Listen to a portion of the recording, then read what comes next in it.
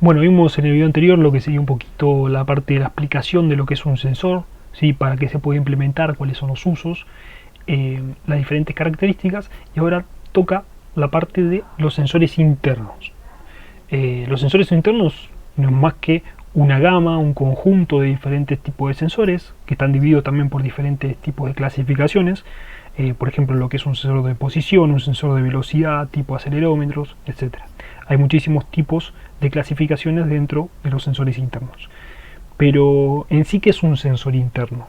Un sensor interno, como dice la palabra, justamente es un tipo de sensor que proporciona justamente la información del entorno del robot y el estado interno mismo del robot, ¿sí? A eso se le llama lo que son sensores internos. Para asegurar que el robot sigue una determinada trayectoria y alcanza la posición final deseada en el instante preciso, deben justamente conocerse lo que es la posición, la velocidad y la aceleración de los diferentes elementos que constituyen lo que sería el robot.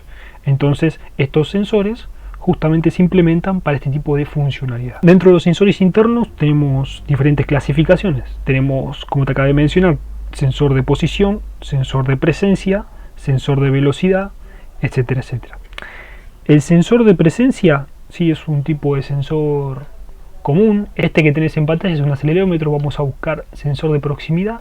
En este caso es un sensor de proximidad o de presencia, también se le suele decir, inductivo.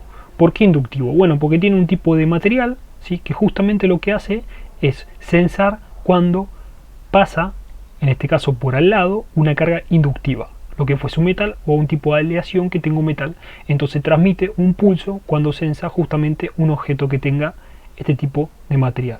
Por eso se le dice inductivo. Tenés, por ejemplo, capacitivo, tenés ultrasónico, tenés infrarrojo, tenés muchísimos. Por ejemplo, acá tenemos otro que es un tipo de sensor ultrasónico. Hay uno que se usa mucho en Arduino, que está bastante bueno, que tienen como dos ojos, parece como si tuviesen lentes, que tiene una efectividad bastante buena por ser el coste del sensor. Y este es un tipo de sensor general, ultrasónico, ¿sí? Justamente lo que hace, trabaja a diferentes tipos de frecuencias en el intercambio de las diferentes ondas por un emisor y un receptor. Entonces el tipo de sensor de presencia, ¿sí? Es capaz por ahí de detectar justamente la presencia del objeto dentro del radio de acción determinada. ¿Determinada por qué? Bueno, determinada por el sensor, ¿sí? Porque como vimos en la parte de la definición del sensor, cuanto más complejo es la arquitectura del sensor, bueno, mayor precisión va a tener. Entonces menor rango de error va a tener también.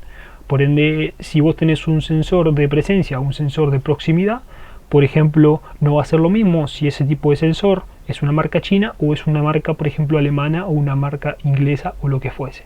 Por ahí el margen de error va a ser mucho menor porque el diseño de ese sensor tiene una calidad mayor y tiene toda una estructura, un diseño de la arquitectura misma del controlador del sensor mucho más desarrollada que una plaquita china. Entonces, este tipo de detector puede justamente sensar lo que sería la presencia de ese tipo de objeto con o sin contacto del objeto, ¿sí? No necesariamente tiene que haber un contacto físico entre el sensor y el objeto.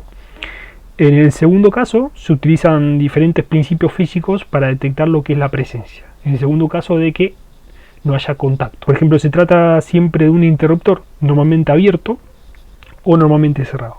Normalmente abierto quiere decir que, por ejemplo, no pasa la corriente, en este caso por el sensor, o normalmente cerrado quiere decir que pasa la corriente, ¿sí? Que está sensando. Entonces, cuando esto funciona, este tipo de interruptores, normalmente abierto o normalmente cerrado, actúa mecánicamente a través de un vástago u otros dispositivos. A eso se acopla lo que sería la parte del actuador.